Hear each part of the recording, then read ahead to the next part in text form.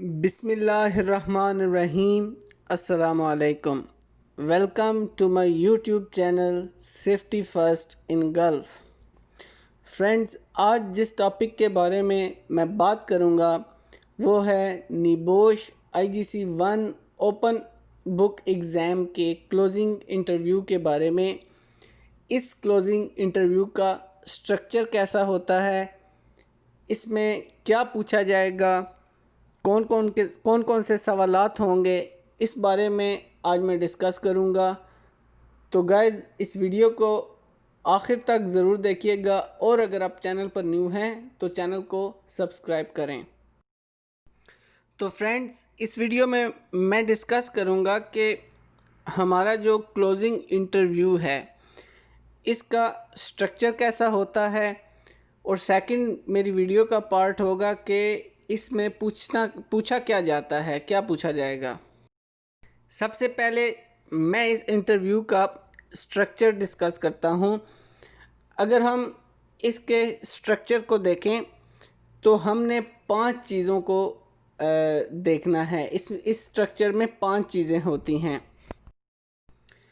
Structure के अंदर अगर हम इसके पार्ट 1 को देखें तो पार्ट 1 इसका है कैंडिडेट की इंफॉर्मेशन, यानी कि इस पार्ट 1 में जो कैंडिडेट है उसकी इंफॉर्मेशन रिक्वायर्ड होगी। For example name, learner number, NEBOSH learner number, date of birth, partner number, ये सारी इंफॉर्मेशन रिक्वायर्ड होती है इसके पार्ट 1 में।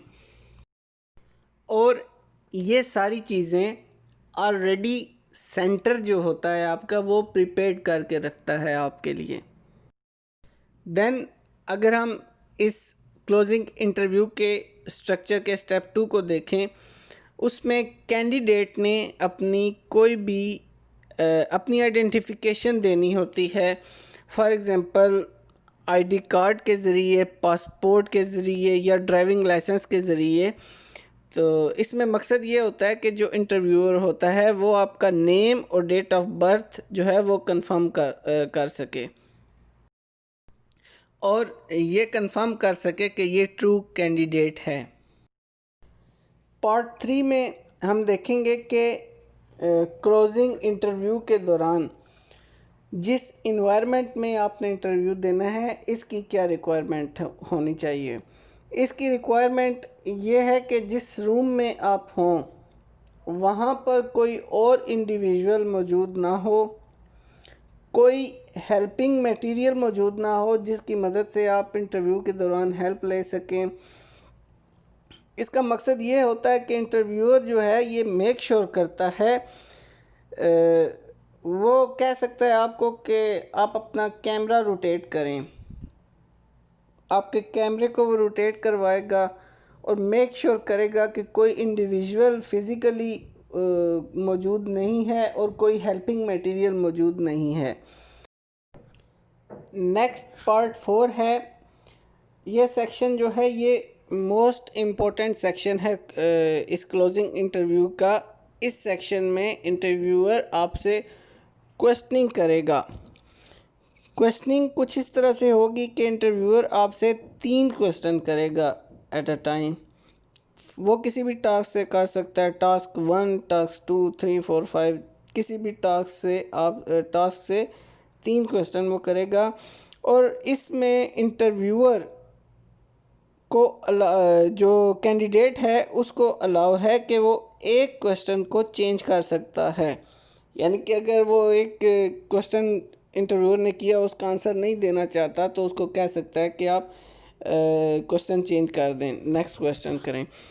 तो इसमें एक अलाउ है कैंडिडेट को क्वेश्चन चेंज करने के लिए, और एक से ज़्यादा रिक्वेस्ट नहीं कर सकता, एक से ज़्यादा बार रिक्वेस्ट नहीं कर सकता इंटरव्यूअर को चेंज करने के लिए।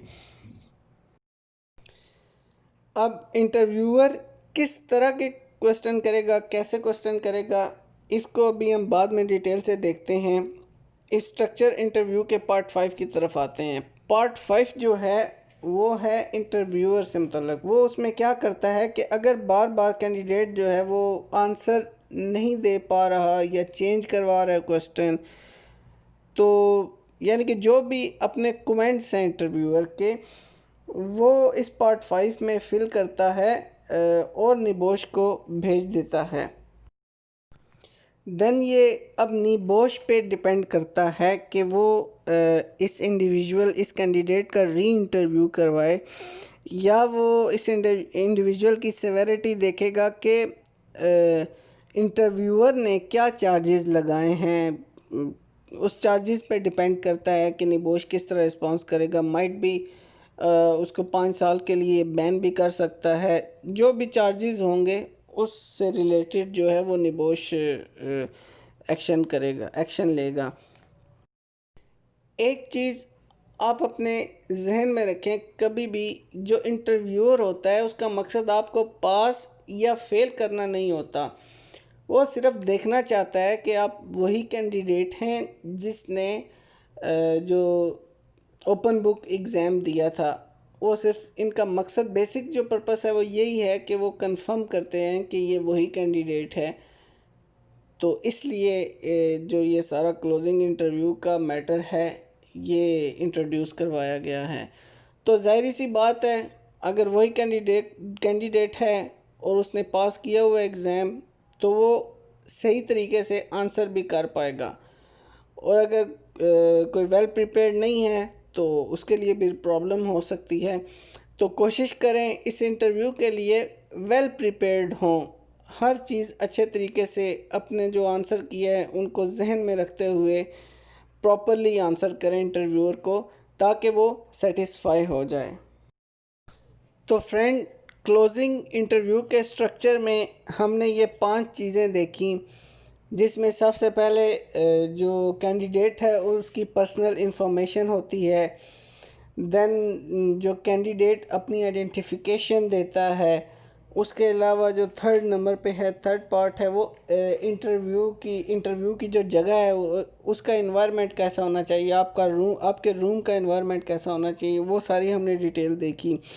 उसके अलावा फोर्थ पार्ट और मोस्ट इम्पॉर्टेंट चीज़ जो है वो क्वेश्चन क्या होंगे, कैसे करेगा इंटरव्यू, इसके मुतालिक अभी मैं आपको बताऊंगा।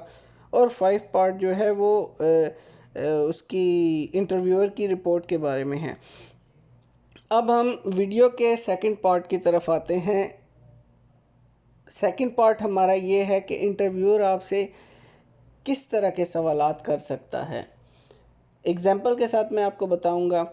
सबसे पहले तो मैं आपको बताता हूँ, जो मीडियम है इंटरव्यू का वो इंग्लिश लैंग्वेज है। फ़िलहाल इंग्लिश लैंग्वेज ही है जो पूरी वर्ल्ड में है। बाद में और लैंग्वेजेस ऐड हो रही हैं। फ़िलहाल जो मीडियम है वो इंग्लिश लैंग्वेज है। अब हम देखते हैं कि इंटरव्यूअर किस तरह के सवाल कर सकता है आपसे। फॉर एग्ज़ाम्पल, अभी जो 28 अक्टूबर का लास्ट पेपर था, उसमें एक टास्क था कि indicator of health and safety culture के बारे में एक टास्क था। तो जैसा कि हम जानते हैं, अगर हमने सिनेरियो देखा हुआ है तो उसमें क्लियरली मेंशन्ड है कि हेल्थ एंड सेफ्टी कल्चर जो है ऑर्गेनाइजेशन का वो पॉजिटिव है। तो उसमें फॉर एग्ज़ाम्पल अगर मैंने एक पॉइंट लिखा, absence and sickness rate is low which show health and safety culture of the organisation is positive. ठीक है, ये एक पॉइंट लिखा। और एक और पॉइंट लिखा कि ऑर्गेनाइजेशन का जो ऑर्गेनाइजेशन जो एम्प्लॉइज़ को हायर करती है उनको रिटेन करती है, which shows staff turnover is also very low. तो ये दो जो बातें हैं ये शो करती हैं कि ऑर्गेनाइजेशन का overall health and safety culture जो है वो पॉजिटिव है। अब आपने अपने इस आंसर में इन 2 पॉइंट्स को लिखा है। जो इंटरव्यूअर है वो कभी भी इधर उधर से सवाल नहीं करेगा, वो इन्हीं 2 पॉइंट में से सवाल करेगा। अब हम देखते हैं सवाल किस तरह के कर सकता है। तो इंटरव्यूअर जो है वो आपसे 3 तरह के सवाल कर सकता है आपके इन 2 पॉइंट्स से रिलेटेड जो हैं। फॉर एग्ज़ाम्पल, आपने पॉइंट लिखा एब्सेंट एंड सिकनेस रेट का और हायरिंग एंड रिटेनिंग का, स्टाफ टर्नओवर का। तो वो पूछ सकता है आपसे, why do you think that it is important to write here. तो मसलन वो कह सकता है कि आपने क्यों यहाँ पर इस चीज़ को लिखा, आप क्या सोचते हैं इसके बारे में, क्यों ये ज़रूरी है। तो आप अपने इस पॉइंट को डिफेंड करना होगा आपने, कि आपने कि ये क्यों इम्पोर्टेंट समझा कि आप इसको यहाँ पर लिखें। सेकंड, वो आपसे क्वेश्चन कर सकता है कि सोर्सेज ऑफ इंफॉर्मेशन का, वो आपसे पूछ सकता है कि आपने ये जो आंसर लिखा है इसकी सोर्सेज ऑफ इंफॉर्मेशन क्या है, तो वो आपने बताना है। थर्ड, वो क्वेश्चन आपसे कर सकता है, यानी कि कंपैरिजन टाइप का क्वेश्चन हो सकता है कि फॉर एग्जांपल ये जो दोनों आपने पॉइंट लिखे हैं, एब्सेंस एंड सिकनेस रेट लो वाला और लो टर्नओवर रेट वाला, तो वो इन दोनों पॉइंट्स में से वो कह सकता है कि इन दोनों पॉइंट्स में से कौन सा ज़्यादा इम्पोर्टेंट है और क्यों आपने इसको इम्पोर्टेंट समझा। तो आपने फिर उसको इसका आंसर देना है। तो ये 3 तरह के सवाल इंटरव्यूअर आपसे कर सकता है, लेकिन वो करेगा उन्हीं आंसर्स में से जो आपने अपने पेपर में लिखे हुए हैं। तो फ्रेंड्स, आज हमने NEBOSH IGC 1 open book exam के क्लोजिंग इंटरव्यू के बारे में डिस्कस किया, इसके स्ट्रक्चर के बारे में डिस्कस किया और डिस्कस किया कि इंटरव्यूअर आपसे किस तरह के सवालात कर सकता है। आई होप आपको ये वीडियो पसंद आई होगी। मज़ीद जानने के लिए चैनल को सब्सक्राइब करें और बेल आइकन को प्रेस करें। Thank you very much for watching this video.